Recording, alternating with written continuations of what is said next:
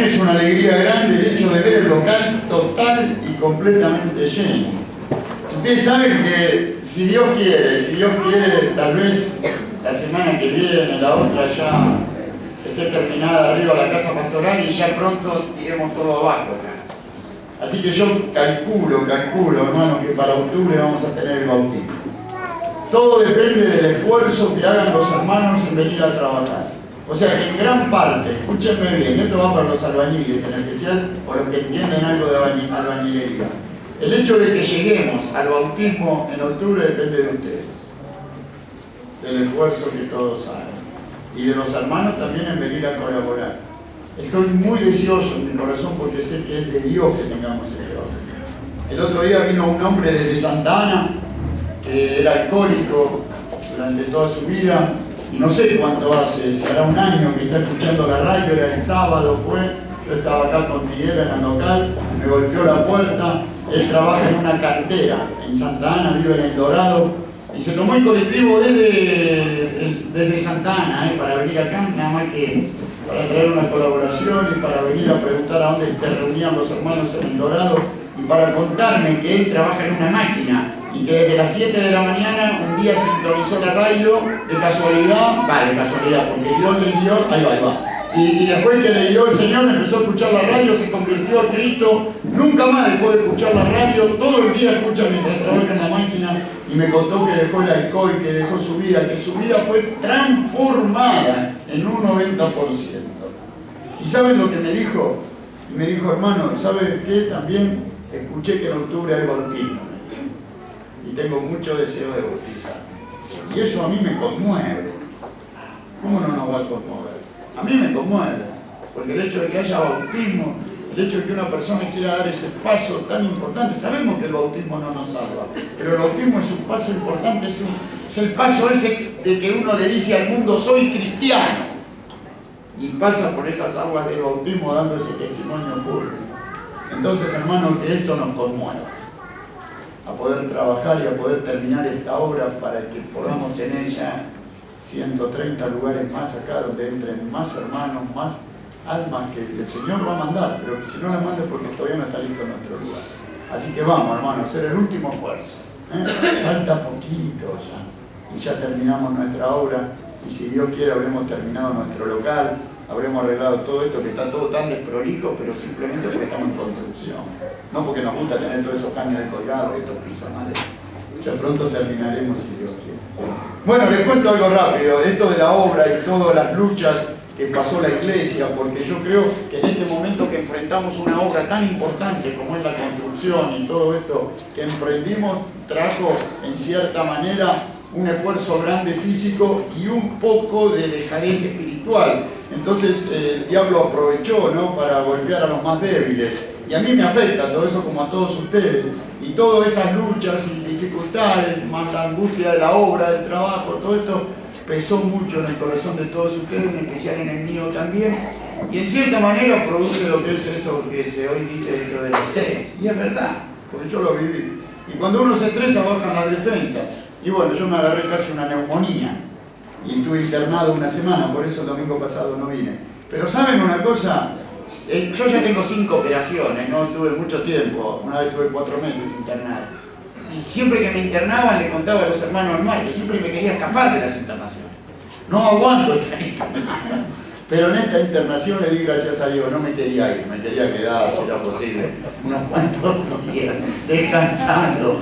Creo que me desintoxiqué un poco de los problemas, de tantos problemas y tantas luchas. O sea que le di gracias a Dios por esos días que estuve internado, porque fue de mucha ayuda para mí, me renovó las fuerzas. Ustedes saben que yo pensé que estaba perdiendo la voz. Y si yo pierdo la voz, pierdo mi ministerio, por decir así, porque mi ministerio todo es hablando, en la radio, en el púlpito, predicando. Entonces dije, Señor, ¿pero qué? ¿Será que estoy perdiendo la voz? Y no era que estaba perdiendo la voz, es que estaba tan cargado el pecho con tanto catarro, que eso era lo que no tenía voz. Por eso estos 7 días que estuve internado, la verdad fue una bendición. Una bendición. Seguramente los que no se pusieron contentos son nuestros enemigos. Esos pensaron que ya no me levantaba más. Pero no, gracias a Dios, acá estoy de vuelta, contento, con mucha fuerza, con mucha ganas de seguir trabajando. Y así que bueno, por eso les animo a ustedes también a seguir trabajando. Hoy estuve en Independencia, me tocó ir a predicar a Independencia y fue una reunión tan linda y una alegría, había un gozo en el corazón de todos los hermanos. Éramos en el medio del campo, porque eso es en medio del campo. Para los que no conocen, del puente de Encarnación son 8 kilómetros y son casi 6 kilómetros de tierra o 5 kilómetros de tierra, en el medio de las colonias, y éramos 120 reunidos. Y muchos chicos, 50 chicos ahí en la escuelita dominical. O sea que la obra de Independencia está marchando, oren por ese lugar. Hoy nuestro hermano Pablo Spain, que es el que donó la propiedad y que pertenece a la iglesia hoy, viajó a Buenos Aires, dejó saludos para toda la iglesia, él nos vino a visitar. Y bueno, yo estoy muy contento, a pesar de las difíciles pruebas que pasamos en Independencia, el Señor está con nosotros y nos está apoyando. Pero claro, siempre pesa en el corazón el dolor por aquellos que en cierta manera hoy no están, por aquellos que de ser nuestros amigos hoy son nuestros enemigos, y eso pesa mucho siempre en el corazón. Por eso en esta noche, bueno, vayan los chicos arriba primero, vayan todos los niñitos arriba. En esta noche quiero hablar de un tema que ya lo hablé en una oportunidad acá, pero siempre hay cosas nuevas para aprender. Y es el pecado de la rebelión, de lo que significa la rebelión. Hoy hay muchas rebeliones, aún mismo en el mundo, cuando hay golpes de Estado, cuando hay movimientos así de sublevación entre el pueblo. Y también sucede entre la iglesia, y también sucedió en los días de Moisés, ¿no? En los días de Israel. Por eso, como la Biblia es la palabra de Dios, y las cosas que se escribieron antes, dice Pablo, se escribieron para nuestro ejemplo, para que no caigamos. Miren, abran mientras los chicos suben, abran 1 Corintios, así vamos ganando tiempo, capítulo 10. Hoy los que vienen por primera vez, espero que les va a costar un poco comprender, pero espero que presten atención, porque uno diría, pero yo poco entiendo del Señor, Daniel. Pero no importa, porque lo poco que entiendan hoy les va a servir. Porque a veces la rebelión pasa no solo por una rebelión interna dentro de la iglesia, sino a veces las rebeliones son del corazón natural del hombre que se rebela contra Dios. Hoy el mundo está total y completamente rebelado contra Dios. Como decía el hermano Ricardo, la democracia es algo muy bueno para lo que significan los gobiernos del hombre en el mundo. Pero Dios no creó a la democracia la creó el hombre. Dios creó al mundo para que tenga una teocracia. ¿Qué es teocracia? ¿El gobierno de quién? De Dios, porque teo es Dios y cracia es gobierno. Democracia es demo, pueblo, cracia, gobierno. Gobierno del pueblo, la democracia. Teocracia es gobierno de Dios. Entonces Dios creó al hombre para que sea gobernado por Dios. Por eso hay un punto muy lindo ahí, que cuando Jesús se resucitó y se le apareció a los apóstoles, dice que tuvo 40 días con los apóstoles, hablándoles del reino de Dios. O sea que el Señor, después de morir y resucitar, antes de partir al cielo, antes de dejar mandamientos a los que con Él habían estado, dice que les habló acerca del reino de Dios. ¿Qué significa? Acerca del gobierno de Dios. No solo en el corazón del hombre, sino lo que será el gobierno de Dios en un futuro, cuando el Señor mismo Jesucristo esté reinando en el mundo. Es algo que suena un poco así como, qué sé yo, parecería como se dice una utopía, ¿no? Sí, como si fuera algo que no va a ser nunca. Pero no, va a ser, va a ser. Así como hoy nuestra presidenta es Cristina y Obama el presidente de Estados Unidos, así mañana el presidente del mundo, por decir así, el rey que gobernará el mundo entero, ante quien el mundo se tendrá que rendir, va a ser Jesucristo. Y dice que el Señor le estuvo hablando a los apóstoles antes de ascender al cielo, de lo que va a hacer ese reino. Y ellos en cierta manera salieron y anunciaron el Evangelio de la gracia. Porque presten atención a estos dos contrastes. Hoy no se predica el Evangelio del reino todavía. Hoy se predica el Evangelio de la gracia. ¿Por qué es el Evangelio de la gracia? Porque el Evangelio es poder de Dios para salvación a todo aquel que en él cree. O sea, hay un versículo en Gálatas que dice que Jesús se dio a sí mismo por nosotros para librarnos del presente siglo malo. Este presente siglo malo es totalmente gobernado por el hombre. El hombre un día decidió independizarse de Dios y dijeron, no queremos que este reine sobre nosotros. Dijeron, no queremos hacer nada con Dios, el mundo lo vamos a gobernar nosotros, los hombres. Y eso es lo que el hombre ha hecho durante estos 2000 años, desde que a Cristo, que es el rey, lo pusieron en una cruz, como diciendo, a vos como nuestro rey te queremos ahí muerto en una cruz. O sea, no soportaron la presencia de Jesús en el mundo, fue demasiado poderosa, fue demasiado santa, era un hombre demasiado puro para lo que es el hombre. Cristo es demasiado puro, es demasiado santo, él no tenía nada que ver con el pecado. Y el hombre es el hombre, todos, todos, me incluyo a mí, los incluyo a ustedes también, Aunque diga, pero usted a mí no me conoce, pero es que no me hace falta conocerlo, yo sé que todos somos descendientes de Adán. Y nosotros, por naturaleza propia, amamos el pecado. Amamos el pecado, punto. Y aborrecemos la luz. Ahora nosotros dirían, entonces, ¿por qué estamos acá? Bueno, cuidado, hay una diferencia. Nosotros aceptamos a Cristo como nuestro Salvador. Hoy tenemos una nueva naturaleza. Pero en nuestro estado natural el hombre aborrece el pecado. Por eso, cuando estuvo Cristo en el mundo, la santidad, la pureza de Cristo, el mismo testimonio que el Señor daba, que no podía ocultar, que era el de su santidad y el del pecado del hombre, lo llevó a Jesús a tener que denunciar el pecado del hombre. Esa denuncia lo llevó a que los mismos religiosos, los que decían ser religiosos, lo pusieran en una cruz, como diciendo, con vos no queremos saber nada. Entonces el mundo es como que el hombre dijo, nosotros podemos gobernar sin ti. Y bueno, y el mundo llegó a ser lo que es, porque el hombre lo llevó a eso. Y uno diría que el hombre por su propia voluntad llevó al mundo a ser lo que es. No, lo que pasa es que el hombre, hay una cosa, y acá podemos hablar de rebelión. Desde que el momento en que el hombre le cierra el corazón a Dios, automáticamente le abre el corazón al diablo. Porque acá no hay un término medio. O vos servís a Dios o servís al diablo. Vos me decís, no, yo me quiero mantener en un término medio, no quiero hacer nada ni con Dios ni con el diablo. Es imposible, vos tenés un buen deseo en tu corazón, por decir así humanamente, pero es imposible. O vos sos hijo de Dios o sos hijo del diablo. O vas al cielo o vas al infierno. O servís a Dios o servís a Satanás. Porque no hay un término medio. Por eso el mundo llegó a ser lo que es. ¿Por qué? Y porque el hombre cerró su corazón a Dios. Pero aunque no querramos, un día Cristo vendrá. Y ese día que Cristo venga, Cristo vendrá para reinar en el mundo entero. Entonces el mundo entero se tendrá que someter al reinado de Cristo. Por eso, mientras el Señor no está, hoy se predica el Evangelio de la Gracia. ¿Qué es el Evangelio de la Gracia? Es la gracia, es el regalo gratuito de Dios que le ofrece al hombre para que obtenga la salvación gratuitamente, sin hacer ningún esfuerzo, sin poner ningún dinero. Porque hoy el Evangelio, el 80% del Evangelio que se predica es un negocio a donde se te ofrece el Evangelio a cambio de dinero. O sea, la salvación, en cierta manera, eso de vender la salvación lo hicieron los católicos, allá cuando se vendían las indulgencias en la época de Lutero, pero hoy lo hacen los evangélicos. Hoy no lo hacen más los católicos, lo hacen los evangélicos. Los evangélicos venden la salvación. El otro día escuchaba a un predicador por internet, pentecostal, no sé quién era, que decía que el pecado del hombre allá en Jardín del Edén no fue comer el fruto, fue no dar el diezmo. ¿No vale? Ellos dicen que vos si no das el diezmo te vas al infierno. Entonces si vos no pones plata no sos salvo, entonces vos estás comprando la salvación. Es lo mismo que hacían los católicos, que vendían las indulgencias. Vendían el perdón de Dios por una cierta cantidad de oro, de plata. Y hoy hacen lo mismo. Hoy te dicen que si vos llegás a la iglesia y no traes dinero, no sos bienvenido.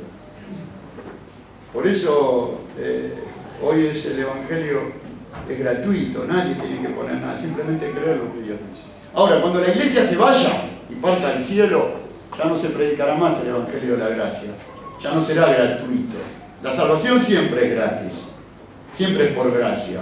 Pero en la época de la tribulación, cuando ya la iglesia no esté y estemos en el cielo, ahí se predicará el Evangelio del reino. ¿Por qué? Porque el rey viene. Entonces, como el rey viene, Satanás sabe que tiene poco tiempo y levantará una gran persecución. Ya la iglesia no estará. Entonces, los que quieran ser salvos en ese tiempo, cuando vengan los tiempos, los últimos 7 años que le quedará al mundo, el tiempo de lo que conocemos como el tiempo del fin, el tiempo apocalíptico, porque vieron que todo el mundo habla del apocalipsis.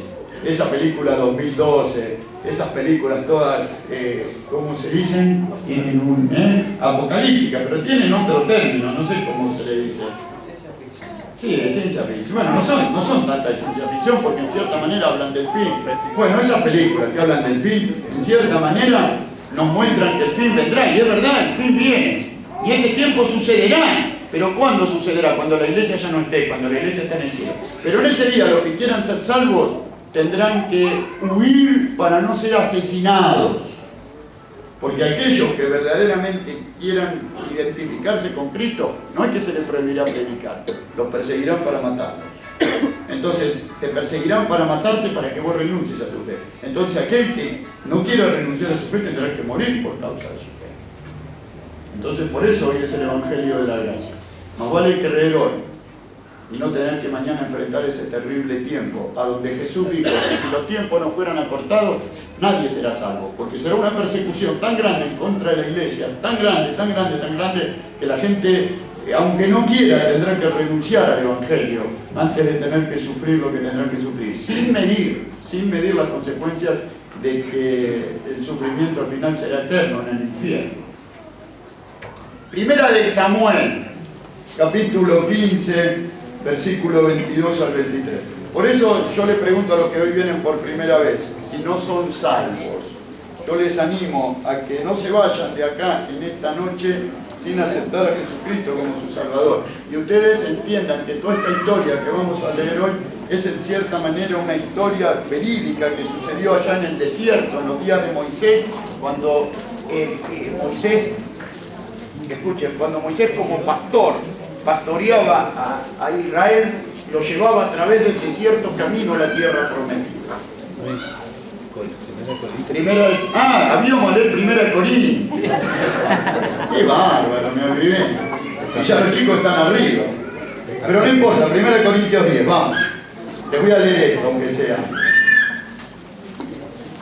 En el capítulo 10 se relata la historia de Moisés, ¿no? De lo que sucedió mientras él llevaba a Israel.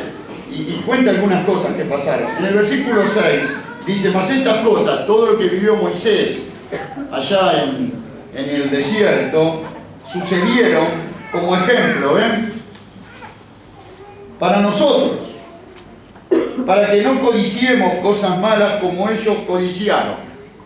Y escuchen esto, yo no quiero ofender a nadie, Y no seáis idólatras. ¿Idólatras qué quiere decir? ¿Saben quién es una persona idólatra? Y no quiero ofender a nadie. Una persona que, supónganse, pasa por una imagen y se persigna.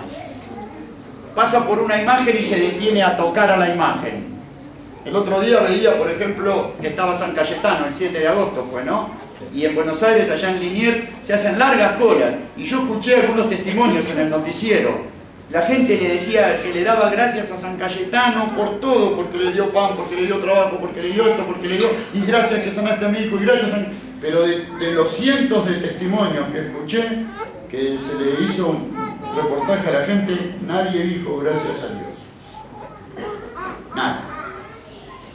Todos gracias a San Cayetano, pero nunca gracias a Dios ni gracias al Señor Jesús. Entonces se dan cuenta, eso es idolatría. Se está adorando un ídolo, una imagen muerta. Idolatría es la adoración de ídolos. Entonces, estas cosas sucedieron como ejemplo para nosotros, para que no codiciemos cosas malas, como ellos codiciaron. Ni seáis idólatras, como alguno de ellos. Según está escrito, se sentó el pueblo a comer, a beber, y se levantó a jugar. Esos términos me llaman mucho la atención, a jugar, ¿no? La gente juega con la vida, juega con los vicios, juega con el juego, con la mentira, con el engaño, con todas las cosas malas, ¿no? Se levantó a jugar. Ni forniquemos, como algunos de ellos fornicaron y cayeron en un día 23.000. Ni tentemos al Señor, como también algunos de ellos le tentaron y perecieron por las serpientes. Ni murmuréis, como algunos de ellos murmuraron y perecieron por el destructor. Y estas cosas les acontecieron como ejemplo, y están escritas, o sea, en el Antiguo Testamento, están escritas, dice, para amonestarnos a nosotros, a quienes han alcanzado los fines de los siglos. ¿Por qué? Porque nosotros ya estamos a un paso de entrar en la gloria. A nosotros nos alcanzaron los finales de los tiempos. ¿Qué quiere decir? Que Dios le dio un tiempo al mundo antes que Él venga. Cuando Él venga ya no habrá más necesidad de venir acá al púlpito y predicar. Cuando el Señor venga ya no habrá más necesidad de hacerle entender a la gente que Dios existe. ¿Por qué no habrá más necesidad? Y porque ya Cristo estará presente. Ya nadie podrá imaginarse que puede existir o no existir Dios. Ya cuando Cristo venga a reinar ya no habrá más religiones en el mundo. Cuando Cristo venga a reinar no existirá ni una religión. Desaparecerá el catolicismo, el adventismo, el mormonismo, el islamismo, el budismo, el hinduismo, la nueva era, la masonería, el carismatismo. Desaparecerán todas las religiones y quedará una sola verdad, y es la de Cristo. Porque Cristo no es religión, ahí los hombres tendrán una relación con el verdadero Dios, con el creador de los cielos y de la tierra. Entonces, hasta que llegue ese tiempo, Dios nos advierte que tomemos como ejemplo todas las historias bíblicas que están escritas en el Antiguo Testamento para que a nosotros no nos suceda lo mismo. Vamos a 1 Samuel 15.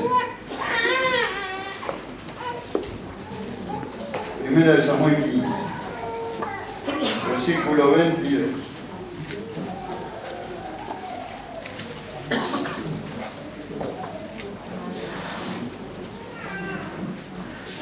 Presten mucha atención a esto que voy a leer.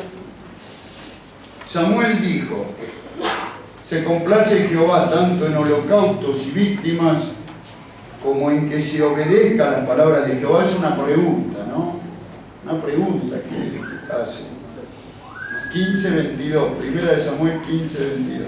Repito, y Samuel dijo, es un diálogo que hay entre Samuel y Saúl, rey de Israel. Saúl, ¿saben quién fue el primer rey que tuvo Israel? Es el ejemplo del rey en la carne, es lo que el hombre eligió. Ahí está, por decir así, no la teocracia, ahí está la monarquía. Uno diría, ¿qué significa monarquía? Yo no sé por qué él habló de democracia, pero justo tocaste el punto que tenía que hablar. La monarquía es el gobierno de un rey en el mundo, pero de un hombre. Entonces el primer rey que gobernó a Israel fue Saúl, porque el pueblo un día le dijo a Samuel: basta, no queremos más tener a Dios como rey, queremos tener un rey como tienen todas las naciones. O sea, el hombre despreció, Israel despreció a Dios, entonces eligieron un hombre, y ese hombre fue Saúl. Y Saúl fue, no digo el peor, pero uno de los peores reyes en cuanto a su desobediencia a Dios.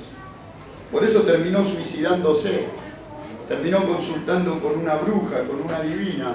Y uno diría, y Saúl fue salvo, fue al cielo. Para mí, esto no significa que sea así, ¿eh? Para mí no es salvo Saúl. Para mí Saúl está condenado en el infierno por su actitud que tuvo frente a Dios. Entonces, en ese diálogo entre Saúl y Samuel, cuando Dios había decidido quitarle el reino, le dice así: Samuel dijo, se complace Jehová, le hace una pregunta, tanto en holocaustos y víctimas como en que se obedezca a las palabras de Jehová. O sea, ¿qué es lo más importante? Es hacer obras, es ofrecer sacrificios a Dios, es tratar de hacer lo mejor que puedo, de acuerdo a lo que a mí me parece bueno, o es mejor obedecer a lo que Dios dice. Porque la fe es eso, es obedecer a lo que Dios dice. ¿De qué me sirve a mí decir que yo creo en Dios si yo no obedezco a su palabra?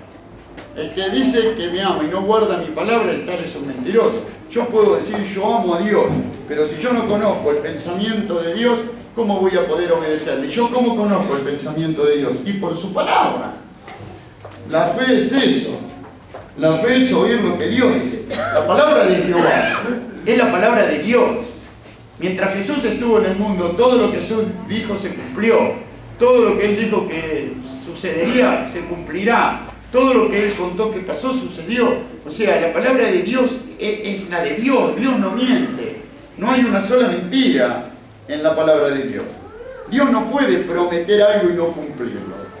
Por eso, Samuel le dice a Saúl, ¿qué es más importante? ¿Ofrecer sacrificios y hacer obras para Dios o obedecer su palabra? Entonces él mismo contesta, escuchen bien. Ciertamente, dice, El obedecer es mejor que los sacrificios. Y el prestar atención que la grosura de los carneros. O sea, verdaderamente lo mejor de todo, antes que todos los rituales que había atrás de la ley, era la obediencia a lo que Dios decía. Dios premia la obediencia, hermano. Lo contrario a la obediencia es la desobediencia. Y la desobediencia es la infracción de la ley, es el pecado. El pecado me hace cobarde, el pecado me aleja de Dios, el pecado hace que yo me esconda de Dios. Cuando yo no vengo a la iglesia, ¿saben por qué? La verdad es porque estoy en pecado. Ustedes mismos, ¿cuántas veces abandonaron la iglesia? Yo mismo, ¿cuánto tiempo abandoné la iglesia? ¿Saben por qué? Porque andaba en pecado. Punto. Cuando yo tuve casi 7 años que abandoné a Dios es porque me volví al mundo. Si nosotros empezamos a ser habitués del mundo, empezamos a contaminarnos con todas las costumbres y las cosas del mundo, lo que primero que voy a abandonar va a ser la reunión. ¿Por qué? Porque no voy a tener deseo de venir si mi corazón está contaminado. Y lo que menos yo quiero es venir a la luz. Porque cuando yo vengo a la luz, lo que primero hago al estar en la luz es mostrarme toda la mugre de mi corazón. Por eso la obediencia es tan importante. La obediencia es todo lo contrario. La obediencia trae bendición. La obediencia trae bienaventuranza. La obediencia trae paz. La obediencia trae bendiciones de Dios. La obediencia hace que todo lo que está a mi alrededor prospere.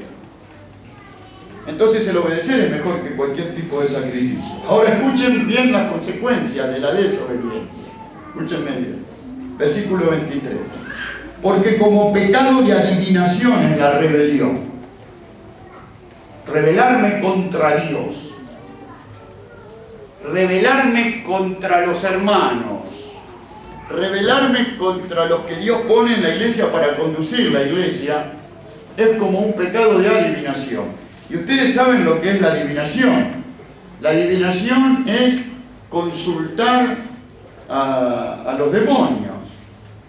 La adivinación es lo que practicaban todos los endemoniados, los paganos, los brujos, los hechiceros.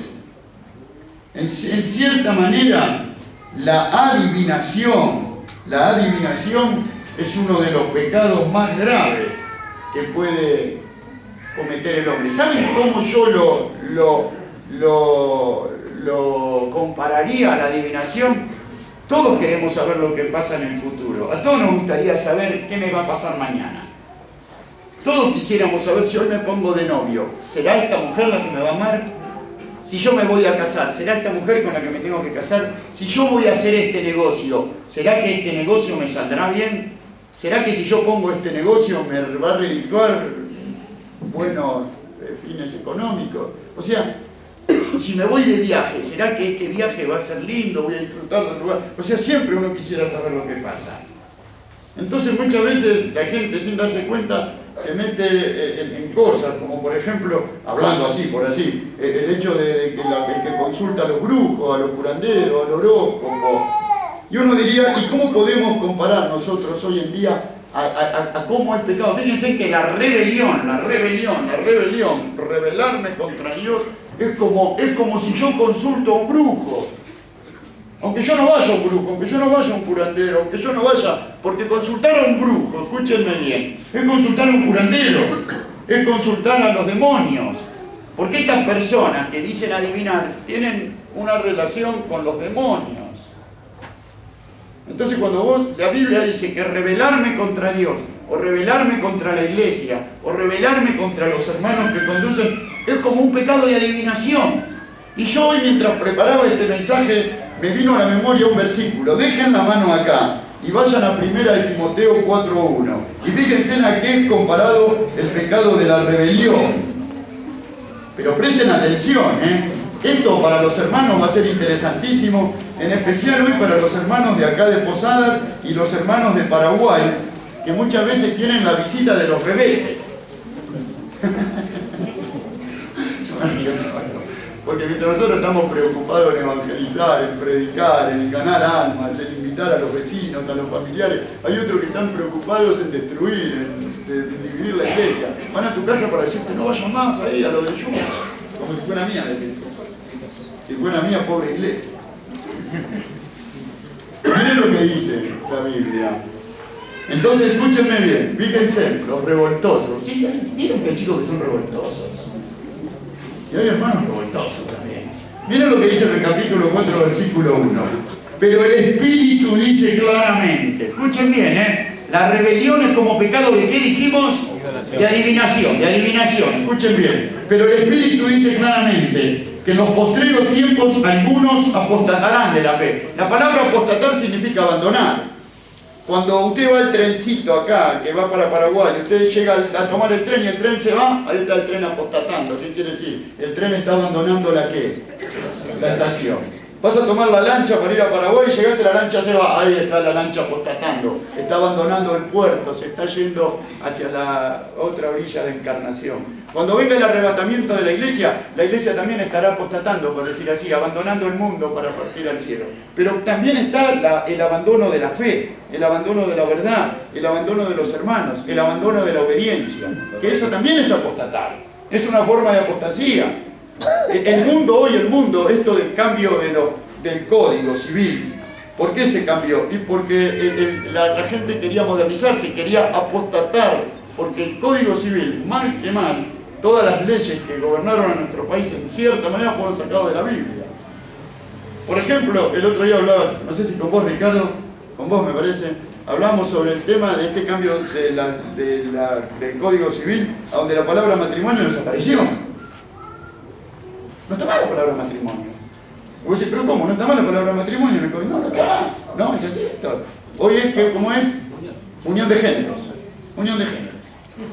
No es más matrimonio. O sea que si yo me quiero me puedo unir con Orlando, con Ricardo. No, gracias. Veo algo más lindo.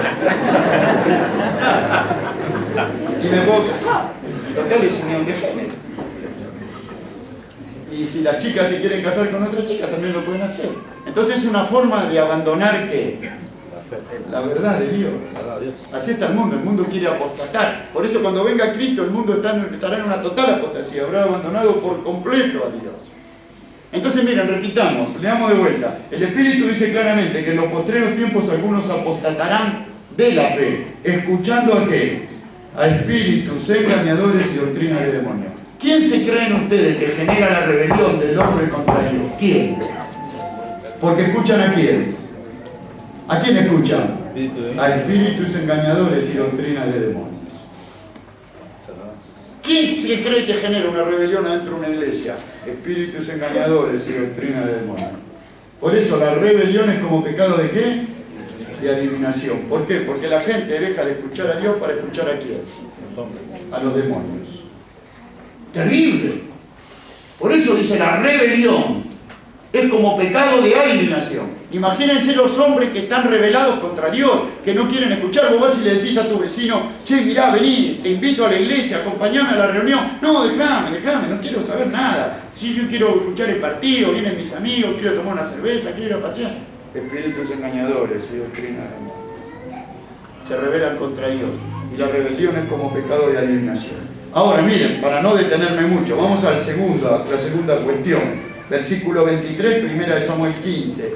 Dice, porque como pecado de adivinación es la rebelión. O sea que cuando se genera una rebelión, los rebeldes dejan de escuchar a Dios para escuchar a los demonios. Versículo 23. Y como ídolos e idolatría la obstinación. ¿Y saben lo que es la obstinación? El capricho. Acá se hago lo que yo quiero, me guste o no te guste, te parezca o no te parezca, porque la obstinación es una persona obstinada, es una persona terca, es una persona caprichosa, es una persona que no quiere entrar en razón. Son medios parecidos, ¿saben a quién? Aquellos que construyeron la Torre de Babel, allá en Génesis 11, que Jehová dijo, descendamos ahora y confundamos sus lenguas, porque esto que los hombres empezaron a hacer, nada los cambiará. Ya se decidieron, vieron que a veces parece que se nos pone algo en el corazón y hasta que no lo hacemos y no llegamos al fin y no nos golpeamos, no cambiamos. Y vienen y se nos advierten y se nos dice y Dios nos manda advertencias, sin embargo no obedecemos porque somos obstinados.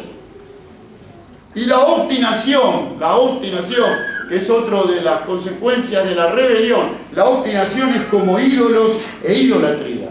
Y uno diría rebelión como adivinación, obstinación, o sea, capricho, como ídolos e idolatría. Y la idolatría, como bien decíamos hoy, es la adoración de los demonios.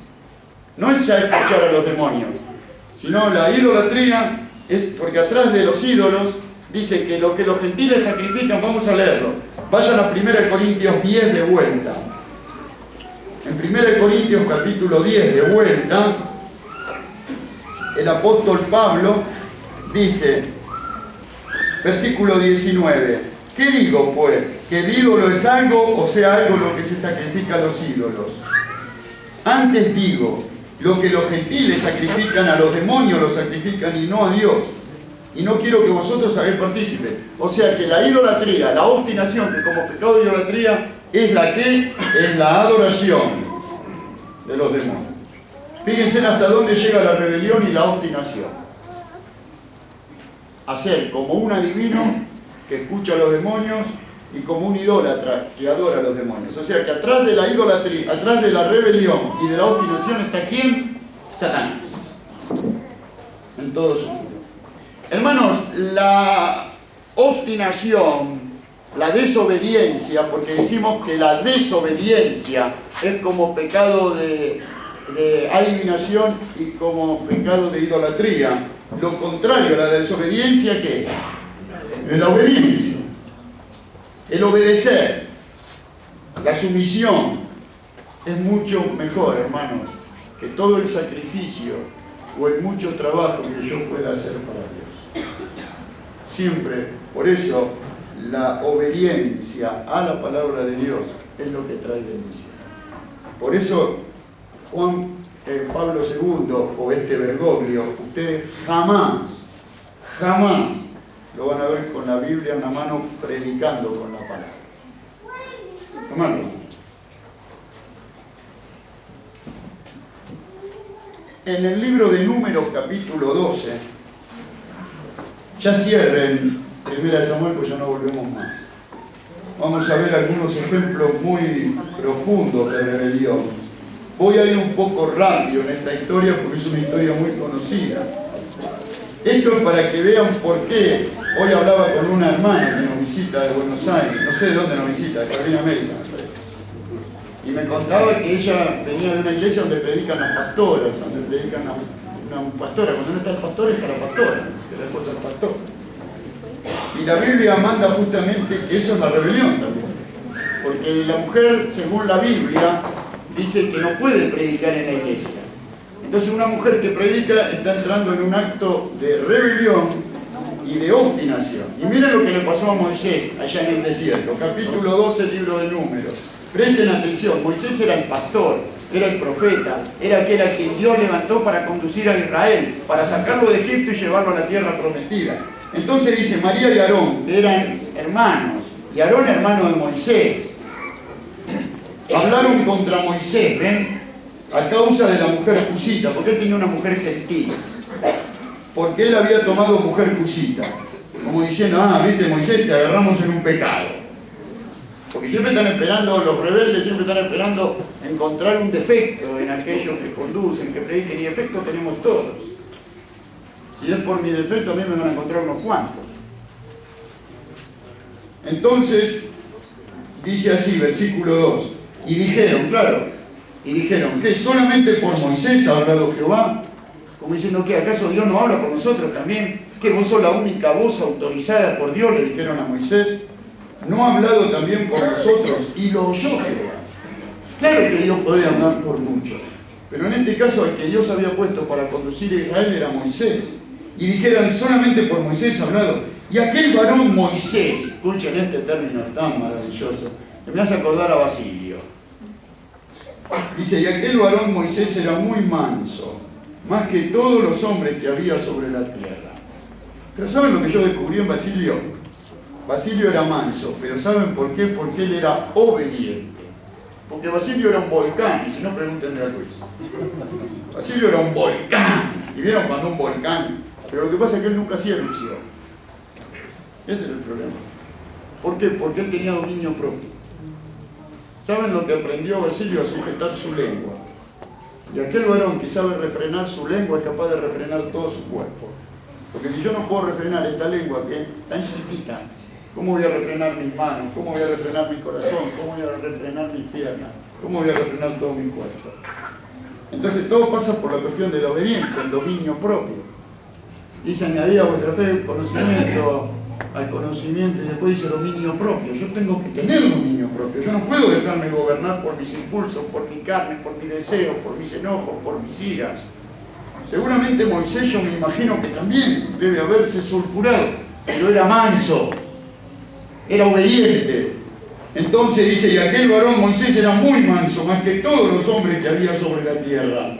Y luego dijo Jehová a Moisés, a Aarón y a María, salid vosotros tres al tabernáculo de reunión, y salieron ellos tres. Entonces Jehová descendió en la columna de la nube, y se puso a la puerta del tabernáculo, y llamó a Aarón y a María, y salieron ambos. Y les dijo, oíd ahora mis palabras, cuando haya entre vosotros profeta de Jehová, les apareceré en visión, en sueños, y hablaré con él. No así a mi siervo Moisés, que es fiel en toda mi casa. Cara a cara hablaré con él, y claramente, y no por figuras. ¿No? Entonces dice, ¿por qué pues no tuviste el temor de hablar contra mi siervo Moisés? Entonces la ira de Jehová se encendió contra ellos y se fue, y la nube se apartó del tabernáculo, y he aquí que María estaba leprosa como la nieve. ¿Por qué Aarón no estaba leproso? Y porque a la mujer nunca se le dio el lugar para ministrar adentro del tabernáculo. Ustedes van a leer que en Israel había profetas, profetisas, pero nunca sacerdotisas, nunca mujeres que ministraron dentro del tabernáculo de él. Así como en la iglesia también hay hermanas y hermanos, y hay hermanas que también cumplen un lugar hermoso en la iglesia, tienen un lugar maravilloso de trabajo, pero no para predicar, no para enseñar. Porque Jesús, Pablo dijo, vuestras mujeres callan en las congregaciones porque no les es permitido hablar, sino estar en silencio. Así como también la ley lo dice, y si quieren aprender algo, pregunten en casa a su marido. O sea, si una mujer de repente viene a enseñar la palabra y es una pastora, está cayendo en el pecado de ¿qué? De la rebelión. Y la rebelión es como pecado de ¿qué? De adivinación. O sea que esa mujer, cuando está hablando, aunque hable muy bien, es guiada por ¿quién? Por los espíritus de demonios. Es muy sencillo. La rebelión es así. La rebelión es como un pecado de adivinación. Y la obstinación, porque vos, ¿por qué obstinación? Porque vos después vas y le decís, che, pero mira, la Biblia dice esto. Y ella te va a decir, no, pero si que Dios habla solo por vos, por mí no puede hablar. Claro que puede hablar por vos, pero cada uno en el lugar que Dios establece. Porque ¿para qué tenemos la palabra? Es lo mismo que aquel que viene y me dice, no, mira, la salvación es por obras. Porque yo con ser bueno voy al cielo. Está bien, perfecto, eso lo decís vos, no dice la Biblia. Entonces, ¿para qué murió Cristo? Si yo voy al cielo por ser bueno, ¿para qué murió Cristo? ¿Para qué tengo la palabra si yo no la voy a obedecer? La palabra tiene que ser la guía, la lámpara a mis pies. Ahí continúa la historia, léanla después ustedes en su casa, porque a mí ya no me queda nada de tiempo y yo ni empecé el mensaje. Vamos a número 16. Esta historia que les voy a leer ahora viene en números 13, primero lo de María y Aarón, y luego viene lo de números 16. Número 16. ¿Saben lo que terminó diciendo Aarón cuando María quedó leprosa? En el versículo 11 dice, porque locamente hemos actuado y hemos pecado. O sea que para Aarón fue una locura haberse rebelado contra Dios. Por eso enseguida Moisés oró para que fuese sanada y Dios la sanó. Pero por 7 días fue separada. O sea, escuchen bien esto, a ver si logra. Esto para los hermanos, ¿eh? Cuando un hermano genera un pecado de rebelión, sí, termina leproso, porque escuchó espíritus engañadores, por decir así, leproso espiritualmente. Entonces, ¿qué hace la iglesia? ¿Tiene el deber de perdonarlo? Más vale que sí, pero tiene que estar 7 días en qué, por decir así. ¿En qué? En disciplina. Hasta que se vean los frutos, verdaderamente, de ese acto de... Porque una rebelión en una iglesia genera un dolor muy grande, un golpe muy fuerte. Número 16. Versículo 1. Esta es una de las historias más conmovedoras de rebelión en la Biblia, a donde murieron familias enteras. Porque ustedes saben que el pecado de uno puede llevar a la condenación de una familia. Porque por el mal testimonio de un hombre, a veces pasa que hay hermanos que son cristianos y sus esposas no son cristianas, sus hijos no son cristianos, toda su familia no son cristianos. Y nadie culpa a ese hermano, nadie culpa. Pero a veces pasa que las familias no se convierten, o una mujer es cristiana y toda su familia no es cristiano. Y a veces pasa que todos los demás no se convierten por el mal testimonio de un miembro de la familia. El mal testimonio de un cristiano puede llevar a que todos sus hijos o toda su familia, ni su esposo ni su esposa, nadie se convierta. Entonces miren lo que pasó en esta historia. Coré, versículo 1, hijo de Izar, hijo de Coat, hijo de Leví y Datán, y Abiram, hijos de Eliab y On, hijos de Pelet, los hijos de Rubén, tomaron gente, porque siempre la rebelión se hace, ¿cómo se hace? Y un golpe de Estado no lo hace uno solo, lo tiene que hacer unos cuantos. Escuchen bien, tomaron gente. Y se levantaron contra Moisés con 250 varones de los hijos de Israel. Se levantaron otra vez contra Moisés. Ya no era Aarón y María. Ahora, ¿cuántos eran? 250 varones de la congregación, príncipes de la congregación, de los del consejo, varones de renombre. O sea que estos no eran ningunos pelagatos, por decir así. No vale. Eran todos príncipes. Eran varones de renombre, pero cuidado con esa palabra varones de renombre, porque en Génesis 6:4 dice que la unión de los demonios con las mujeres generó una raza de gigantes, y esos gigantes eran varones de renombre. ¿Por qué? Porque eran los valientes que se rebelaron contra Dios. Y esta palabra, varones de renombre, a pesar de que eran príncipes, que eran todos de la tribu de los levitas, eran de los varones más importantes, de los del consejo. De los del consejo quiere decir que eran las personas que aconsejaban al pueblo, que gobernaban al pueblo. Porque Satanás es astuto, cuando genera una rebelión, generalmente no va a usar, como yo digo, a los más humildes, a los más sencillitos, siempre va a usar a los príncipes, a los principales, a los que tienen la influencia de poder arrastrar a otros. Y esto hizo Coré. Coré juntó a personas, varones de renombre, que tuvieron el valor, el coraje de rebelarse contra Dios. Entonces miren lo que pasó, es interesantísima esa historia. Y se juntaron contra Moisés y Aarón, versículo 3, y les dijeron: basta ya de vosotros. Basta, Daniel, no te queremos escuchar más. Me cansás en la radio, en el púlpito, los martes. Basta, le dijeron a Moisés. Basta, porque toda la congregación, todos son santos, y en medio de ellos está Jehová. ¿Por qué pues os levantáis vosotros? Como diciendo, claro, ¿quién sos vos, Moisés, para levantarte en medio de la congregación? ¿Quién sos vos? Basta. Y cuando oyó esto Moisés, claro, en vez de llenarse de ira, en vez de llenarse de odio, en vez de llenarse de bronca, en vez de... No, Moisés, cuando oyó esto, se postró sobre su rostro, en oración, por supuesto. Porque sabía que toda esa rebelión no era contra él, sino era contra quién. Porque estaban escuchando a espíritus engañadores, a doctrinas de demonios. Y habló a Coré y a todo su séquito, diciendo: mañana mostrará Jehová quién es suyo y quién es santo. Hará que se acerque a él el que le escogiere, y él lo acercará así. Bueno, y ahí mandó a hacer algo Moisés, ¿no? A que busquen sus incensarios, ¿no? Y mañana Dios mostraría. Sigamos un poquito más adelante. En el versículo 9 dice, 8, dijo más Moisés a Coré: oíd ahora, hijos de Leví, ¿os es poco que el Dios de Israel os haya apartado de la congregación de Israel, acercándoos a él para que ministréis en el servicio del tabernáculo de Jehová, y estáis delante de la congregación para ministrarles, y que te hizo acercar a ti y a todos tus hermanos los hijos de Leví contigo? ¿Procuráis también el sacerdocio? A ver qué les quiso decir Moisés. Moisés le quiso decir a Coré, porque Coré era un levita, y los levitas, si ustedes buscan después en las escrituras, van a ver que los levitas eran los responsables de toda la administración del tabernáculo. Entonces Moisés le dice: ¿no les es suficiente que Dios los haya escogido para que lleven el tabernáculo, para que lo armen, para que lo desarmen, para que ministren dentro del tabernáculo también, para que sean parte de lo que Dios escogió para el servicio de adoración? que encima de todo eso no se conforman, que quieren también el sacerdocio. Y en cierta manera ese es el espíritu que hay en el hombre. Hoy vos estás en la empresa como empleado, mañana pasás a ser, qué sé yo, un supervisor, después después ya no querés ser supervisor, querés ser jefe de departamento, y después querés ser jefe de personal, y después querés ser subgerente, y así es la ambición del hombre, nunca se conforma con lo que es, no hay un contentamiento en el corazón. El hombre siempre ambiciona más, y en las cosas de Dios no es así.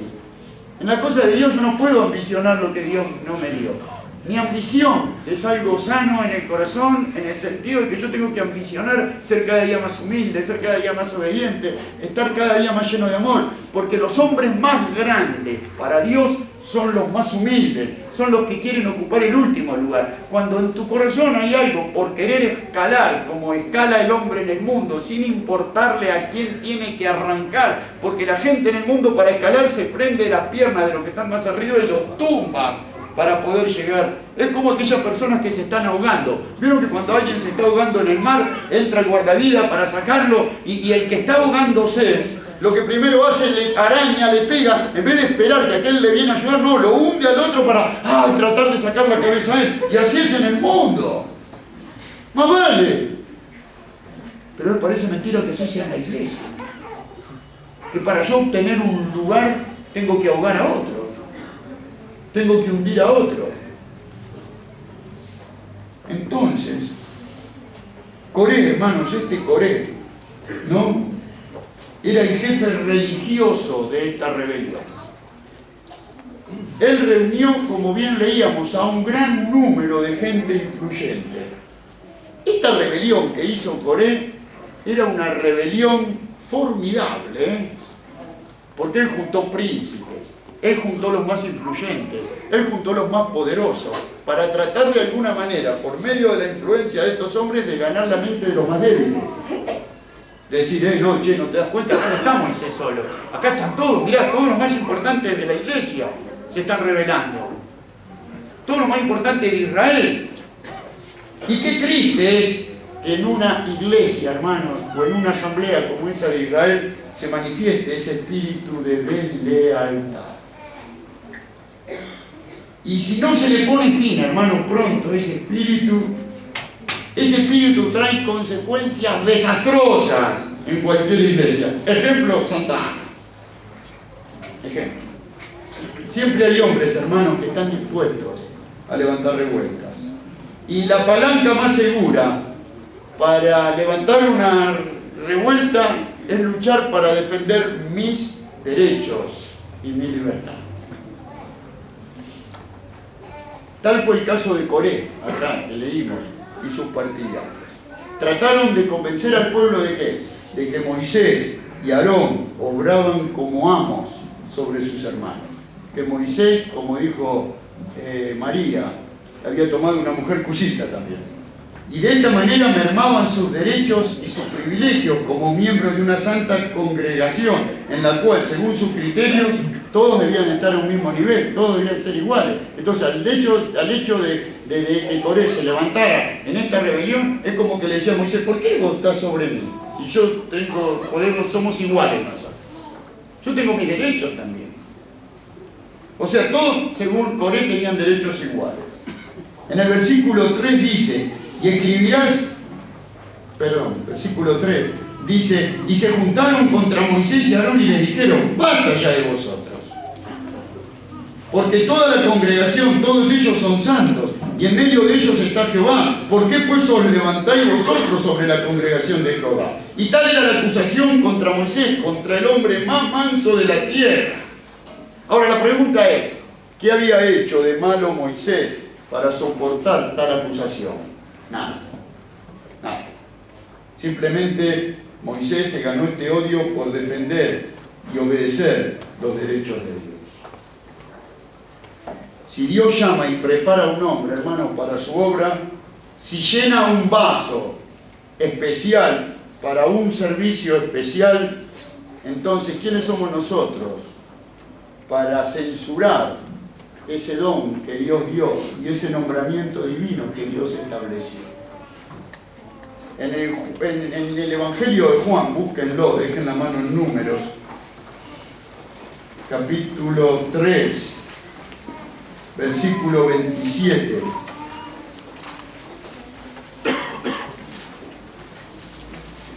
Cuando se ponía en tela de juicio el ministerio del Señor Jesús, Juan el Bautista respondió a los que venían y estaban celosos. Le dijeron: che, Juan, mirá, que vos bautizaste, ahora hace más discípulos que vos. Entonces Juan le respondió y dijo: no puede el hombre recibir nada si no le fuere dado del cielo. Y miren lo que dijo al final, 30. Es necesario que él crezca, pero que yo... Ese es el nombre de Dios, ¿ven? Juan el Bautista era el heraldo, era el profeta, pero después apareció Jesús. Cuando Juan vio a Jesús dijo: es necesario que él crezca, que yo me... ¿Quién soy yo? Y ese es el verdadero espíritu que tiene que existir en el cristiano. Siempre tiene que considerar a los demás como ¿qué? Como superiores a nosotros mismos. Por eso no puede el hombre recibir algo si no le fuese dado el cielo. Es inútil, hermano, que un hombre pretenda un lugar que Dios nunca le dio. Y eso conduce al aniquilamiento espiritual, no solo de él, sino de todos aquellos a quienes arrastra. Tarde o temprano los ambiciosos, hermanos, se hunden en su propio afán y solo subsiste, ¿saben qué? Lo que es de qué? De Dios. Lo que es de Dios. Coré y su banda, porque era Coré y su banda. Tenía una banda, Coré. Coré y su banda disputaban contra Dios, no contra Moisés y Aarón. Y no voy a dar nombres, no voy a dar nombres. Porque ¿para qué le vamos a hacer fama? Pero hay unos cuantos, unos cuantos Coré acá, que formaron su banda. Gracias a Dios que Dios los corrió, los limpió, los sacó, tanto de acá como de Paraguay. Pero ¿cuántos Coré? ¿Cuántos Coré? Que forman rebeliones, ¿cómo se dice? Que uno se admira, porque siempre buscan, como dice acá, varones de renombre, personas influyentes, para poder decir: che, al final Dios no habla por nosotros también. Y se acuerdan que cuando leíamos el otro día en el Salmo bienaventurado, busquen el Salmo 1.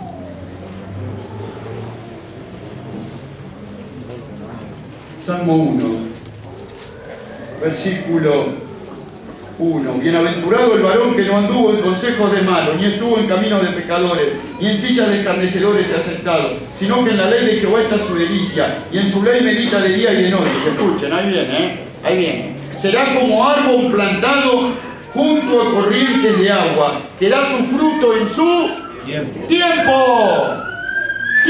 Dios tiene un tiempo para cada uno de nosotros. Dios tiene un tiempo en el que Dios te va a usar, en el que Dios va a dar, pero primero hay que pasar, hay que estar plantado junto a esas aguas de reposo, para que esta misma agua, que es la palabra de Dios, purifique mi ser, para que este mismo pan que desciende del cielo alimente mi alma, para que mi hoja no caiga, para que lo que yo haga no se desmorone. Porque a veces hacemos muchas cosas, pero la cuestión no pasa en el cristiano por hacer cosas. Acá no pasa por venir y predicar un día y pararme acá al púlpito, no pasa por empezar a trabajar, acá pasa por sostenerte en lo que vos estás haciendo. Al diablo no le molesta que vos prediques, que vos enseñes, que vos trabajes. Al diablo lo que le molesta es la perseverancia en la fe. El diablo quiere que acá venga Orlando y se pare a predicar, y que mañana usted Orlando lo vean destruido en el piso, revolcado en el pecado, para destruir el testimonio, porque eso destruye el testimonio. Pues la gente del mundo dice: che, mirá a Orlando que predicaba, mirá cómo se está revolcando en el pecado. Entonces, para dar, porque no es solo dar su fruto a su tiempo, sino que tu hoja no caiga. La hoja me habla de la parte externa, de la parte práctica. ¿De qué me sirve a mí venir hoy acá y predicar si mañana lo abandono todo? Lo único que me puede sostener a los predicadores, a los que trabajamos, a los que servimos al Señor, a los hermanos, es la madurez espiritual. es estar dispuesto a soportar los latigazos.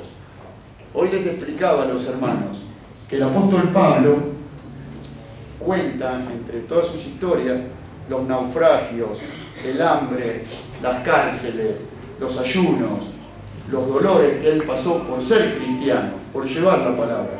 A tal punto que él cuenta en una oportunidad, da un testimonio ahí escrito en 2 Corintios, creo que es, a donde dice: 3 veces fui azotado, con varas, ¿sí? Con varas, no con soguitas, con varas que no se quiebran, varas que cada vara que te dan en la espalda te hace surcos. Y la Biblia dice, la historia cuenta, que 40 azotes producía la muerte. 40 azotes producía la muerte. O sea que legalmente, según la ley, el que era azotado con 40 azotes moría, porque había sido destinado a morir. Pero ellos decían que no tenían que llegar a la muerte. Ellos querían que lleguen hasta el límite de la muerte. Entonces decía 40 azotes menos 1. O sea que le daban 39 azotes. O sea que el azotado era llevado ¿hasta dónde? Hasta el punto de ¿qué? De morir. No eran 40 que producían la muerte, eran 39, o sea que estaban dentro de la ley. Ellos le podían dar 39 azotes y si muriera porque no soportó. Entonces Pablo dice: yo fui azotado 3 veces con 39 azotes. Y él ponía la espalda y era azotado. Y después que era azotado para que él renuncie, para que él abandone, para que él deje el ministerio, deje de predicar el evangelio. Para eso el diablo lo hacía azotar. Pero Pablo soportaba los azotes y salía de ahí y seguía predicando. Esa es la templanza. Ese es el dominio propio. Que aquel que sirve, que aquel que trabaja, aquel que predica, aquel que enseña, aquel cristiano que está dispuesto a comenzar a servir a Dios, tiene que estar preparado. Como decía hoy Ricardo, ¿ustedes están preparados? Si es por causa de la persecución a tener que morir por la fe, no es fácil. Y a veces los azotes que más duelen son los de la lengua, hermanos. ¿Saben cómo duelen los azotes de la lengua? Y hay que estar dispuesto a recibir los 39 azotes y seguir trabajando con el mismo amor. Y eso es lo que nos llama el Señor. Esa es la templanza. La templanza está que por amor a Dios, por amor a los hermanos, seguir luchando. Y si tengo que soportar 39 azotes, soportémoslo, hermano. Porque el amor siempre es más grande que todo el dolor y el sufrimiento que podamos soportar o llevar. Por eso, su hoja no cae. Bienaventurado el varón que no anduvo en consejos de malos, ni en sillas de escarnecedores se ha sentado, sino que en la ley de Jehová medita de día y de noche, y en su ley, y será, dice, como árbol plantado junto a aguas de reposo, que da su fruto a su tiempo, que espera los tiempos de Dios, y su hoja no cae, y todo lo que hace es prosperar. Y después fíjense que este salmo se divide en 2 estrofas. La primera estrofa son estos 3 versículos. La segunda estrofa son el 4, el 5 y el 6, los últimos 3 versículos. Pero ahí habla de los malos, los rebeldes, los que no quieren esperar su tiempo, los que están dispuestos a tomar el palo y azotar. Vamos a volver un poquito para entrar en la parte final porque se me acabó el tiempo y quiero simplemente leer cómo termina esta historia de Coré. ¿Saben por qué la voy a leer, el final de esta historia? Porque la rebelión del hombre a veces lleva a que una familia entera sea condenada.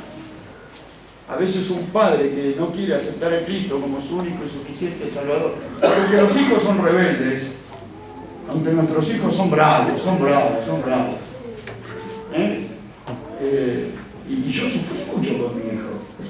Pero gracias a Dios el hecho de perseverar, el hecho de permanecer. Hoy lo tengo a Lucas y a Lucy en una conferencia que están en Andresito, juvenil, viajaron los dos, yo no lo podía creer, estaban récord. ¿Y se dan cuenta de lo que es perseverar? Lo que es luchar. Yo también tuve mi lucha con mis hijos. Y sufrí mucho también. Pero sabemos que el que persevera, el que está dispuesto a sufrir, el que está dispuesto a orar, el que está dispuesto a confiar en Dios, a la larga, mi hermano, mi hermana, vas a recoger tus frutos también. En el capítulo 16, pero hay padres que no quieren entenderlo. Hay padres que prefieren seguir incrédulos. Y hoy en el infierno hay familias enteras, padre, madre, hijos, condenados en el infierno, que sus hijos le dicen, papá, ¿por qué no me enseñaste? Porque los padres, los hijos, por más rebeldes que sean, que era lo que le iba a decir y no se los dije, siempre miran a los padres. Hay algo natural en el hijo, que aunque por más malo que sea el padre, por más vicioso, por el peor padre, el hijo siempre está esperando del padre.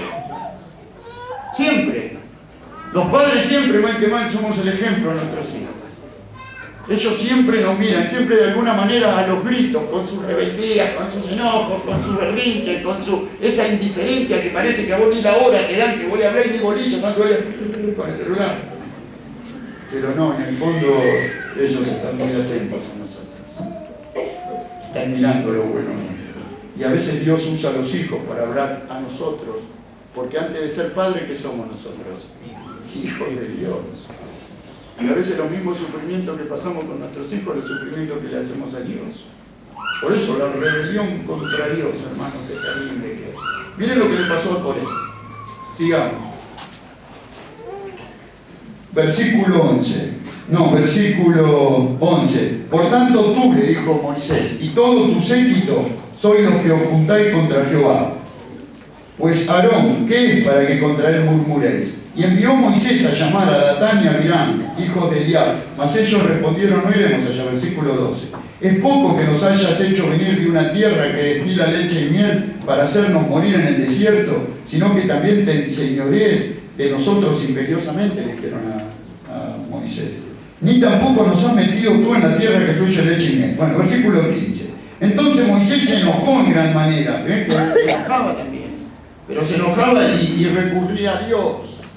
No empezaba los gritos, como empezamos nosotros a veces. Entonces Moisés se enojó en gran manera y dijo a Jehová, no mires a su ofrenda, ni a un asno he tomado de ellos, ni a ninguno de ellos he hecho mal, porque Moisés no les había hecho nada. Así yo le decía el otro día a un hermano, ¿qué te hice yo para que tú estás enojado conmigo? Nada. Y después dijo Moisés a Coré, tú y todo tu séquito, poneos mañana delante de Jehová, tú y ellos y Aarón, y tomad cada uno su incensario y poned incienso en ellos. Se acercó delante de Jehová, cada uno con su incensario, ¿no? Y tomó cada uno su incensario y pusieron en ellos fuego, ¿no? Versículo 19. Y ya Coré había juntado contra ellos a toda la congregación, o sea, toda la congregación estaba con Coré, a la puerta del tabernáculo de reunión. Entonces la gloria de Jehová apareció a toda la congregación. Escuchen bien, porque al final el mejor testigo siempre ¿quién es? Y el tiempo.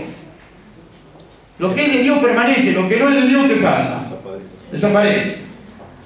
Y Jehová habló a Moisés y a Aarón diciendo, miren lo que les dijo Jehová a Moisés, escuchen bien, escuchen bien, escuchen bien.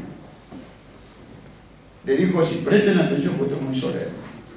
Apartaos de entre esta congregación y los consumiré en un momento, dijo Jehová. Y no era chiste, ¿eh?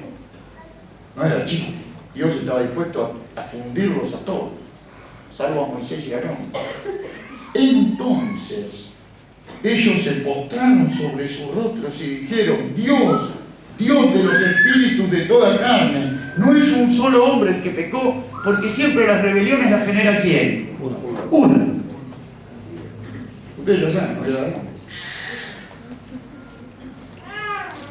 ¿Por qué airarte contra toda la congregación? Entonces Jehová habló a Moisés diciendo, habla a la congregación y diles, apartaos de derredor de la tienda de Coré, Datán y Abiram. Entonces Moisés se levantó y fue a Datán y Abiram, y los ancianos de Israel fueron en pos de él, y habló a la congregación diciendo, apártense ahora de las tiendas de estos hombres impíos, y no toquen ninguna cosa suya, para que no perezcan todos en su pecado. Y es una forma de decir, apártense de los rebeldes, para no sean parte de sus plagas.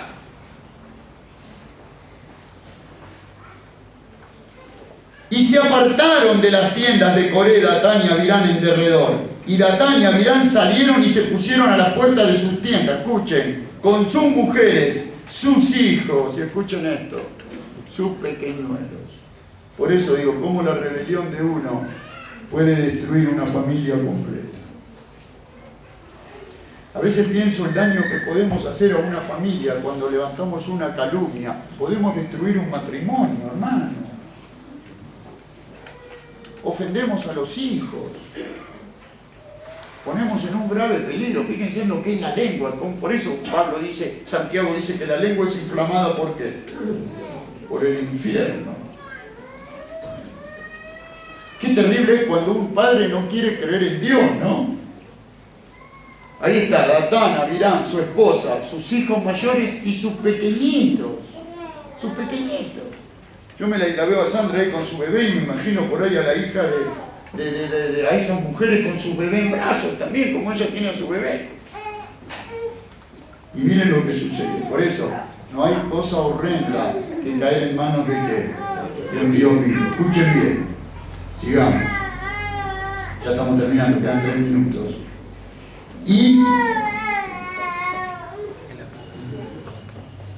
amigo, 26, 27, 28. Y dijo Moisés: en esto conoceréis que Jehová me ha enviado para que hiciese todas estas cosas y que no las hice por mi propia voluntad. Si como mueren todos los hombres, murieren estos, o si ellos al ser visitados siguen la suerte de todos los hombres, Jehová no me envió. Mas si Jehová hiciere algo nuevo y la tierra, escuchen, abriere su boca, esto es una figura del infierno, una figura, no que el infierno esté abajo de la tierra, porque el infierno está en un lugar eterno, pero acá sucedió, hermanos, que la tierra se abrió como un terremoto. Cuando se abre la tierra, dice: si Jehová hiciera algo nuevo y la tierra abriere su boca y los tragare con todas sus cosas y descendieren vivos al Seol, vivos, entonces conoceréis que estos hombres irritaron a Jehová. Y aconteció que cuando cesó él de hablar todas estas palabras, se abrió la tierra que estaba debajo de ellos, abrió la tierra su boca y los tragó a ellos, a sus casas, a todos los hombres de Coré y a todos sus bienes. Versículo 35. Y también salió fuego de delante de Jehová y consumió a los 250 hombres que ofrecían incienso junto con Coré. Terrible. Rebélense contra Dios. Uno diría: bueno, pero esa era la época de la ley. Sí, por supuesto que sí. Pero ustedes, ¿qué se creen? ¿Que hoy los juicios no caen igual? Por eso no hay que tener nada que ver. Apártense, hermanos. Hay que tomar distancia de esta clase de personas. Por eso tenemos que tener cuidado cuando nos rebelamos contra Dios. Dios nos ofrece gratuitamente la salvación, pero cuando yo me rebelo contra Dios, no queda otra cosa. Es como dice allá Hebreos 10, 26 a 27. Porque si pecaremos voluntariamente después de haber recibido el conocimiento de la verdad, ya no queda más sacrificio por nuestros pecados, sino una horrenda de condenación y juicio y de hervor de fuego que ha de consumir a los adversarios. Como diciendo: si yo después de escuchar la verdad no quiero creer, deliberadamente peco y digo: yo no quiero saber nada con Dios, bueno, mi amigo, no te queda otra cosa que el infierno abre su boca y trae tu vida eternamente, la tuya, la de tu esposa y la de tus hijos, porque ya no hay más sacrificio. No hay forma de ir al cielo que no sea por medio del sacrificio de Cristo. Y uno diría: después de esto, escuchen bien, esto para que vean lo que es el corazón del hombre, porque ahora yo estoy hablando de esto y muchos de acá salen y de la puerta se olvidan ya. Y voy a decir: pero es así, Daniel. Sí, es así. Porque miren, después de esto, que la tierra se abrió y se tragó vivo a todas estas familias, a estos casi 300 o tal vez más hombres, porque entre la familia y todo, por ahí fueron más de 300 los que murieron, resulta que al otro día, miren lo que pasó, versículo 41, el día siguiente toda la congregación de los hijos de Israel murmuró de vuelta, al otro día. Es como esos chicos que vos le das un cachetazo y le decís: no toques ese postre que estaba, y después va a tocar. Mi papá me decía que vos pintás la reja de tu casa y porté un cartel, pintura fresca, no tocás, y la gente va: a ver. Y mete el dedo. Es así. Si somos así.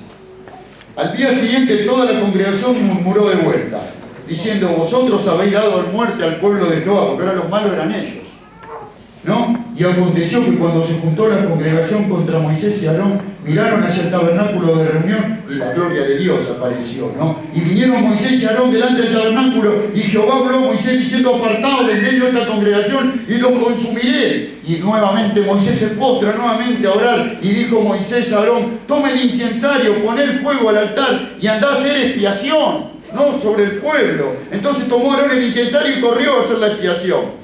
Versículo 48, y se puso entre los muertos.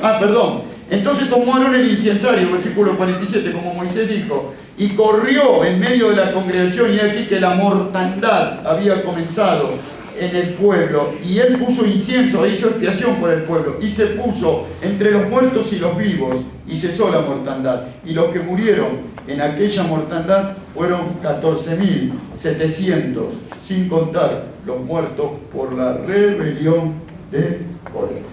Y después volvió Aarón a Moisés a la puerta del tabernáculo de reunión cuando la mortandad había cesado. Ustedes me van a decir: Daniel, ¿esto es un cuentito o es verdad? No, hermanos, esto es verdad. Acá no hay nada de invento. Acá es toda una historia real. Por eso estas cosas se escribieron como ejemplo. Por eso, ¿a dónde está el temor de Dios? ¿Cómo yo puedo pasar por alto desafiando la santidad, desafiando el amor y la paciencia de Dios? Por eso Dios es paciente, no queriendo que ninguno perezca, sino que todos procedan al arrepentimiento. Eso es para los no cristianos. Pero para los cristianos, hermanos, tenemos que aprender, como dicen las Escrituras, a reconocer a los que nos conducen, aunque no nos guste, a obedecer a vuestros pastores, a obedecer a ellos y a sujetarse, porque ellos son los que Dios pone y los que velan por nuestras almas. Nosotros tenemos las Escrituras, que es la palabra de Dios, por eso siempre hay que considerar el resultado de su conducta e imitar su fe. Pero lo más importante, hermanos, para nosotros los cristianos es la sumisión. La sumisión. La sumisión es a Dios y es entre los hermanos. Tenemos que aprender a ser humildes. Tenemos que aprender a esperar los tiempos de Dios. Tenemos que saber descansar en Él. Tenemos que saber esperar para que Dios nos fortalezca en la fe. Tenemos que aprender a saber que ante todo, lo más importante de mi vida como cristiano es mi comunión con Dios y mi comunión con los hermanos. A donde yo tengo que expresar el amor, a donde tengo que reflejar a la persona de Cristo. Y aquellos que no conocen al Señor, yo les animo en esta noche, porque traté de hablar a los dos, a la iglesia y a los que vienen por primera vez, a no sigan en el camino de la rebelión. Vengan a Cristo, hoy es el día de la salvación. El tiempo del fin está llegando a su término. Falta muy poquitito para que venga el abandono de la iglesia del mundo. Pronto va a venir el Señor a tomar a los suyos para introducirlos en el cielo. No sea cosa que llegue ese día en que vos abras tus ojos y por ahí quieras venir a la reunión y este local esté vacío. Y vamos a decir: ¿por qué estará vacío? Y porque la iglesia se fue. Se fue. Como ese trencito que se va para Paraguay, o como esa lancha que cruza el río. Bueno, así un día la iglesia abandonará el mundo. Iremos al cielo. Y entonces ahí el mundo tendrá lo que siempre quiso, que son los juicios, porque el Dios siempre le ofreció la salvación, pero el hombre prefirió buscar su propio camino, rebelarse contra él. Vamos a ver.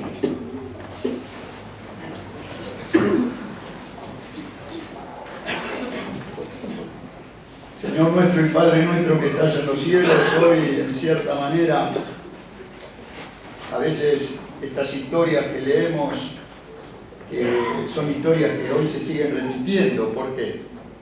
Porque leíamos que la rebelión es como pecado de adivinación y como ídolos e idolatría, o sea, es escuchar y adorar a los demonios. Y esos mismos demonios que incitaron a Coré son los mismos demonios que hoy siguen incitando a todos aquellos que al final en cuenta se rebelan contra ti. Y también pensamos, Señor, en aquellos que todavía siguen rebeldes y alejados de tu amor y de tu gracia, cuando tú continuamente estás a la puerta golpeando los corazones para que el hombre arrepentido de sus pecados venga a Cristo.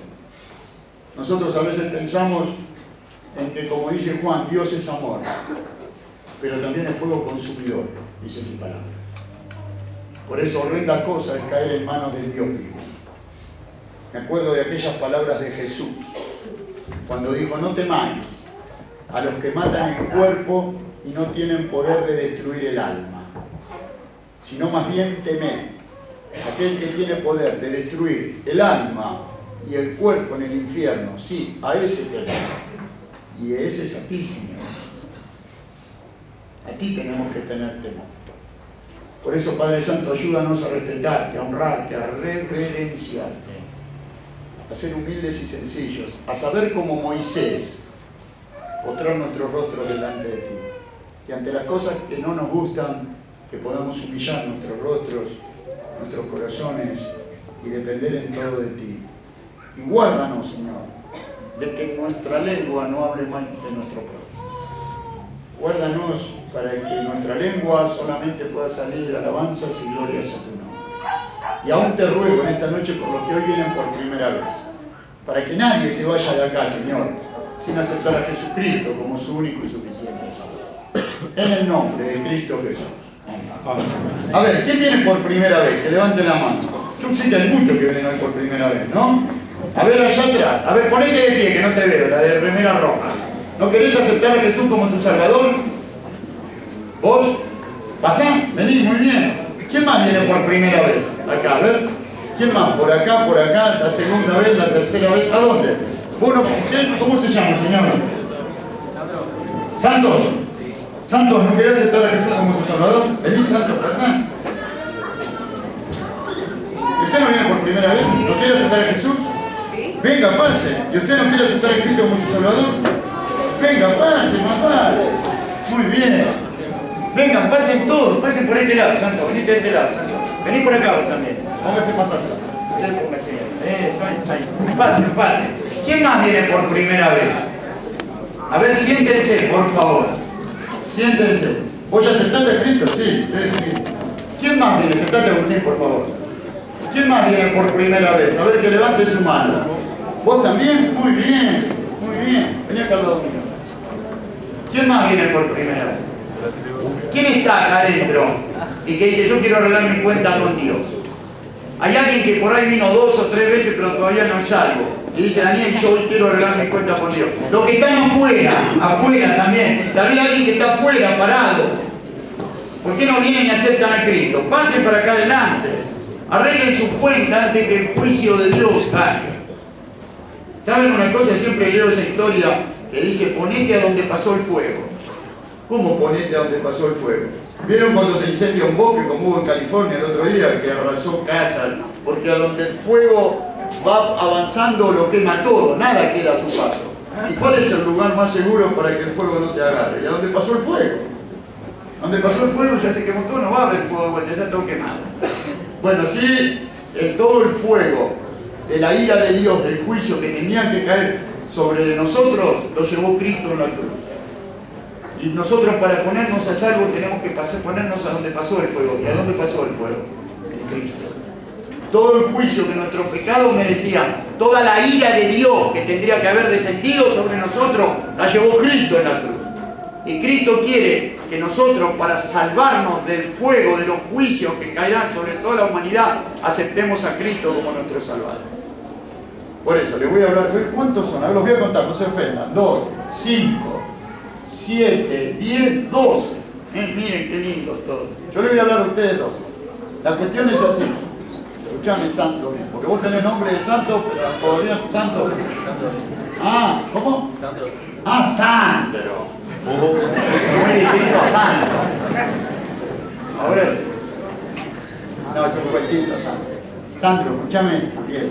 Yo te pregunto a vos, pero va para todos. Sandro, ¿vos crees en Dios? ¿Ustedes creen en Dios todos? ¿Usted cómo se llama, señor? Sergio, ¿usted cree en Dios, Sergio? Bueno, mire, Sergio, yo le amo. Y el hecho de que esté acá no es una casualidad. Es un propósito de Dios. Y si ustedes quieren arreglar sus cuentas con Dios, porque uno quiere que el día que le toque morir o que venga Cristo, uno quiere estar bien con Dios. Quiere tener su cuenta arreglada. ¿Cómo tengo que arreglar yo mi cuenta con Dios? Aceptando lo que Dios dice. Y Dios dice, hagan silencio, por favor, hermano.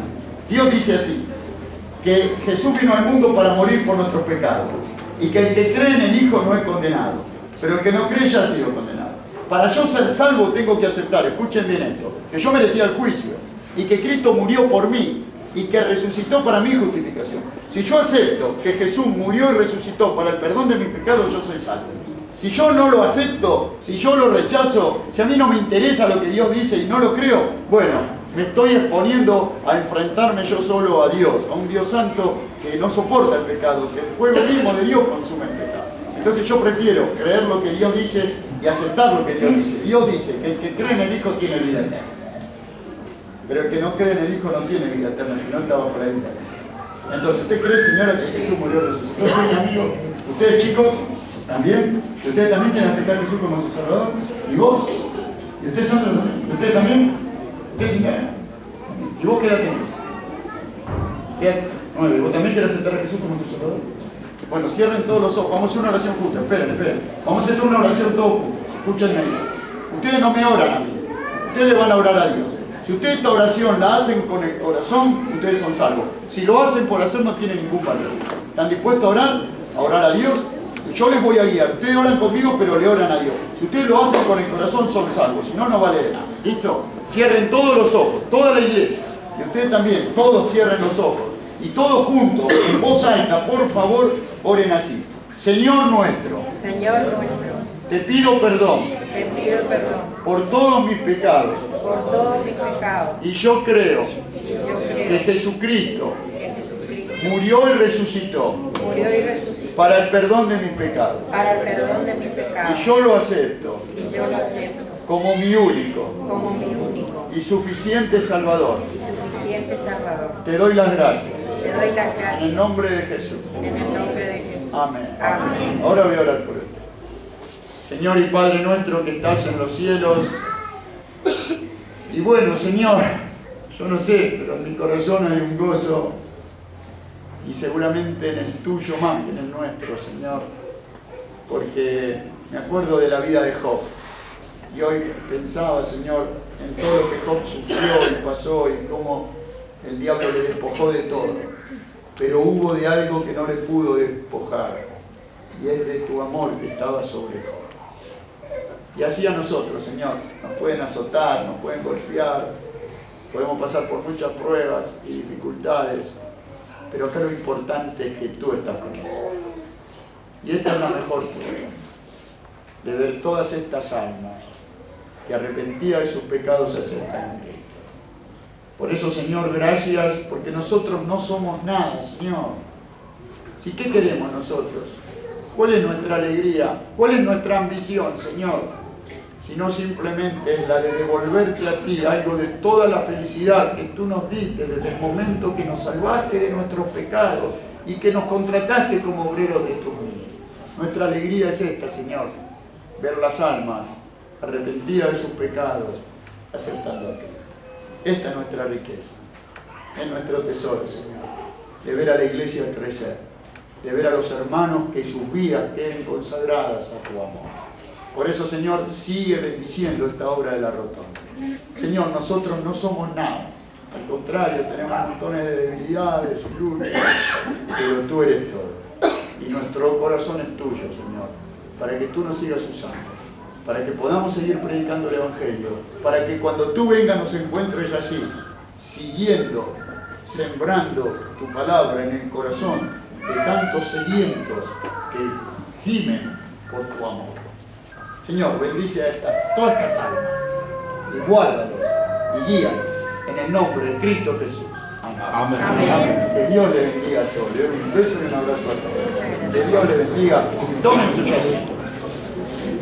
Bueno, muy bien, qué alegría.